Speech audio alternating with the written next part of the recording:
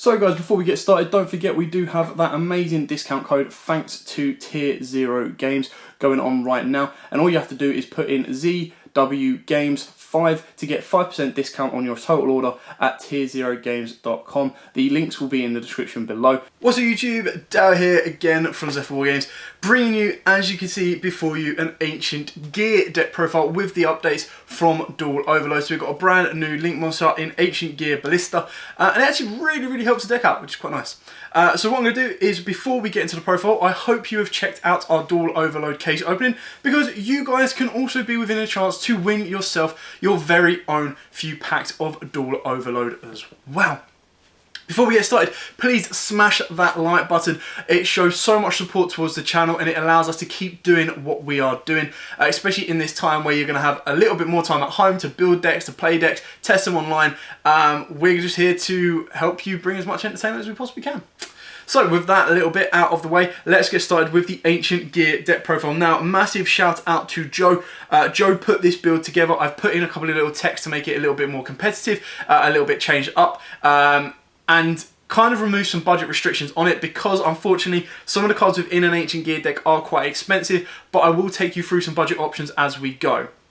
So let's start with the main deck. Now, the main deck boss monsters, we are playing one Ancient Gear Golem, one Ancient Gear Golem Ultimate Pound, and two Ancient Gear Reactor Dragons. These are your 4 boss monsters of the deck. This is what gets you your kills alongside your fusion monsters as well. Now, I really like Reactor Dragon. Ancient Golem is a good old classic. Thank you, Crowler, for that one. And an Ultimate Pound is an incantation on top of Ancient Gear Golem. They all have their own uses within the deck, and some are a bit more effective than others, but still very powerful and very useful as well. Then we move on to the main deck monsters. We play triple Ancient Gear Wyvern. This is the main starter of the deck. So if it is normal summoned or special summoned, you add 1 Ancient Gear card from your deck to your hand except itself. Also, you cannot set cards for the rest of this turn. Keep that in mind. You can only use each effect once per turn.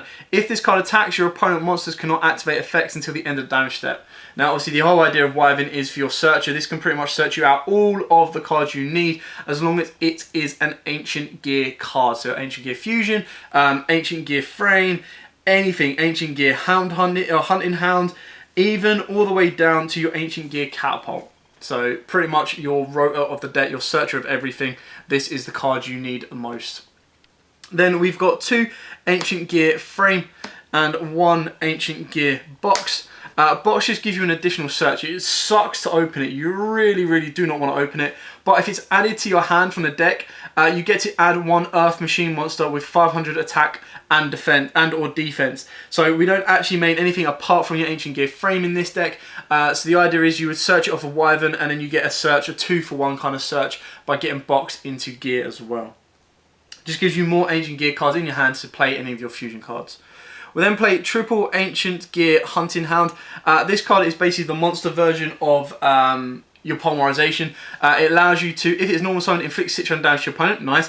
If it attacks, your opponent cannot activate card effects until the end of the damage step. And then once per turn, you can fusion summon 1 Ancient Gear Fusion monster from your X deck, using monsters from your hand or field as material. So again, if you're able to get this on the board, and you find a way of searching out Box, you're going to get an additional material. But the idea is you can use this as one of your poly materials to fuse into your big boss monster.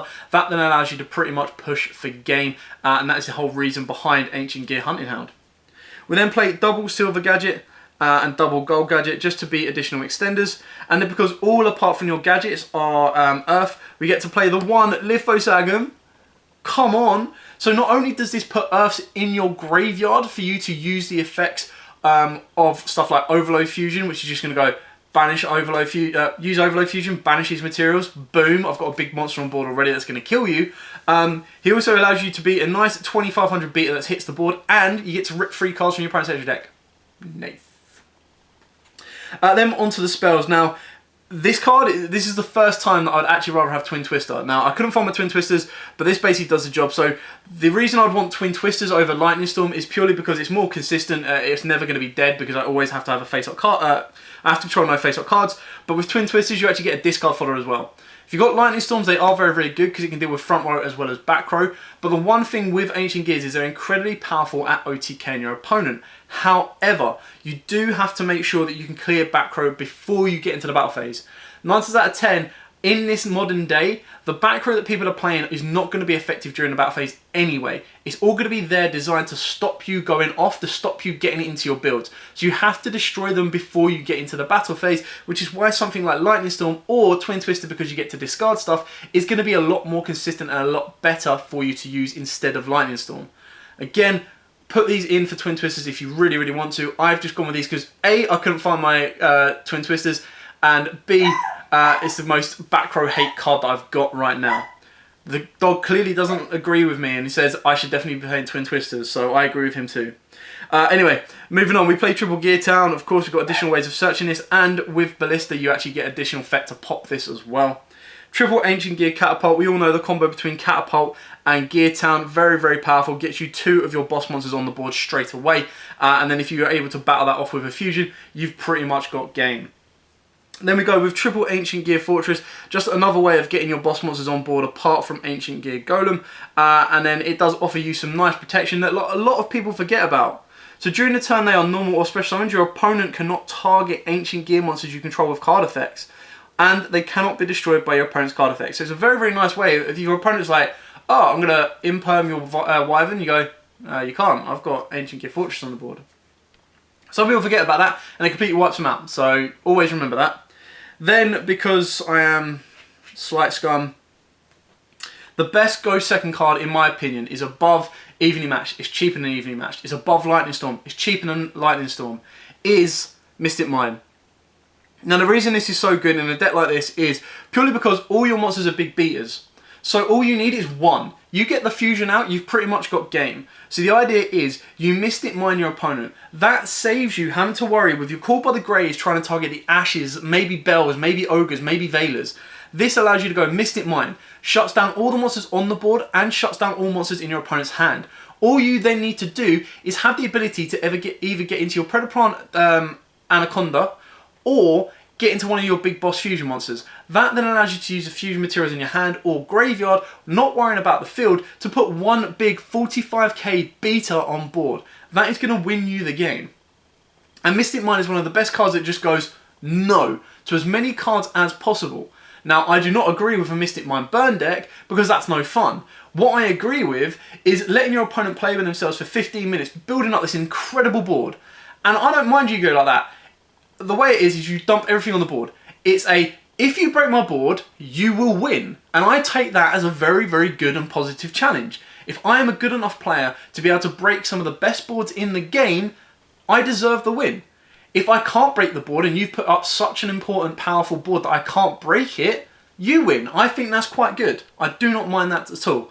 But Mystic Mine does give that second player a massive edge. Being able to go Mystic Mine, that will shut down 90% of everyone's first turn boards. The only way they get around this is if they've got a negate, and if you're quick enough and smart enough, you can bait out that biggest negate to drop a Mystic Mine. Not only that, but it does give you the ability to maintain your resources and get the resources you need should your deck be a little bit slower than the current meta decks that are fast paced. And again, I think that brings decks like Ancient Gears to a balanced format where they can actually compete. Because being able to get one card like this, not like a kaiju that only takes out one monster, a card like this that shuts down your opponent's hand and field, and it's also a risk to you as well. If you do not play it right, you can actually lose your own Mystic Mine. I just think this is the most powerful going second card right now in the game. Now the chances are the ban list might go, poof, get out of here. If it does, it does. But right now, to me, it's a necessary evil for going second decks like Ancient Gears. We'll then move on to the 2 Overload Fusion. Now this card got insanely more powerful in every machine deck purely because of Verte Anaconda. Now Verte Anaconda allows you to send this from your deck to the graveyard, so you now no longer need to open it up. It then applies the effect to banish the materials from the graveyard, and that then allows you to have a Verte Anaconda plus a 4500 beta. Now as long as you do this as your last action by paying 2000 life points, your opponent, you'll then have the ability to build up your own board anyway. So if you have the natural resources to fusion 4 ancient gear monsters to get one of your big beaters out, you then use Vertex Anaconda to use that material to send Overload Fusion to the graveyard, and you get a second one out. That gives you game. And that is why we play double Overload Fusion, because if you hard open it, nice. If you have to send it, nice. It's not a hard once per turn. As long as you've got the materials to fulfill it, all good to go. Then for the one-offs, we've got the Ancient Gear Fusion, another material you can send off of Vertex Anaconda and also search it. The one Monster Reborn to bring back some of your big boss monsters or extenders. The one reasoning, we actually play 3s, 4s, 9s, 8s, and don't mind some of our spells being milled. So reasoning is actually a really, really good card in this deck as well. And then finally, we've got the one set rotation because we take 2 field spells, and then we've got the one Ancient Gear Reborn because again, it is searchable. The only issue is you can't set it the turn you search it, but it does give you a continual Monster Reborn for your Ancient Gear monsters, which is very, very good, consistent, and gives you a nice bit of protection as well. That is it for the main deck. Moving on to the extra deck. So we'll start off the Link monsters. We start off with the one Ancient Gear Ballista. This card's actually really cool. It's 2 Earth Machine monsters, which is why I'm only playing it at 1. If it was at least 1 Earth Machine monster when we're playing the gadgets, I'd probably play it at 2. But I cut it down to 1 just so I've got more of a consistent range in the extra deck as well. So if this card is Link summoned, you can add 1 Ancient Gear monster or 1 Gear Town from your deck to your hand. You can target 1 spell or trap you control and 1 face-up monster your opponent controls. Destroy that card you control, and if you do, change the opponent's attack to 0 until the end of this turn. So if you're able to put off your Gear Town, as long as they don't chain to this effect all resolves in 1. That then allows you to get the Ancient Gear Town's effect off. That then gives you, I'm just going to try and, there we go. That then gets you the Ancient Gear effect off to give you one of your big beat monsters. You've got 1 zone spare. Not that you need it in Master 5, but it does give you that additional zone should you need it. And you can go further forward and pretty much finish your opponent off from there. 1 Predaplant Vertex Anaconda. We've already talked about the importance of this card. Insanely powerful, insanely good with Overload Fusion as well. And really, really gives the deck another alternative. So if you've got the materials to make Overload Fusion engrave, rather than having to go, oh, I'm not going to draw it, I'm not going to draw it, I'm not going to draw it. 2 effect monsters, make Vertex Anaconda, pay 2,000 life points, pretty much got game from there. And then for our other Link 2s, we've got the 1 Cross Sheep, just because, should you really, really need to, not that you ever really do, but should you make Cross Sheep, and then make a fusion, you can then revive one of your gadgets to make a rank 4 play, should you have an additional extender. Nice. Then got the Platinum Gadget as another alternative to your Ancient Gear Ballista. We've then got IP Masquerena as a defensive play. Should you not be able to finish your opponent off and you want to be a little bit more conservative, you can make IP Masquerena to then go into your Nightmare Unicorn. Do not need to play this engine if you don't want to. You can take that out. It just gives you a first turn in your main deck, and it also gives you an option that if you can't beat your opponent when you go second, you can actually stun them, slow them down, clear their board off, maintain resources, and then work your way into the Unicorn. Then for the XYZs, we've got the 1 True King of All Calamities, the 1 Gear X, and the 1 number 41 Baguska. Baguska can be any rank 4 you want. The Gear X is just to get there to search out your specific machine card you are looking for, and your True King of All Calamities has the True King Lithosagan as 1 target, and then you also have your Arc Reactor Dragon as well. So you get those 2 together, overlay them, you've got a VFD, and that kind of shuts your opponent down for an entire turn as well. So again, it provides you with first turn plays in your main deck. Then onto the fusions, we've got the 1 Ultimate Ancient Gear Golem, the 1 Ancient Gear Megatron Golem, and then 2 Ancient Gear Howlitzers, and 2 of your big boss Mac Daddy's Chaos Ancient Gear Giant. This is the only one you can make with Overload Fusion because it is the only one that is a dark. It requires 4 Ancient Gear monsters, but it is a beast.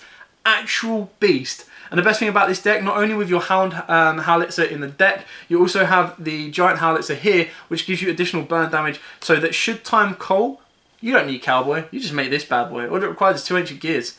You make the Hound, burn for 600. You then use the Hound to make this. This sits as an 1800 defender, unaffected by other card effects, and then during the main phase, inflict 1,000 damage. So straight away, you've done double the amount of Cowboy without having to use 2 rank 4s.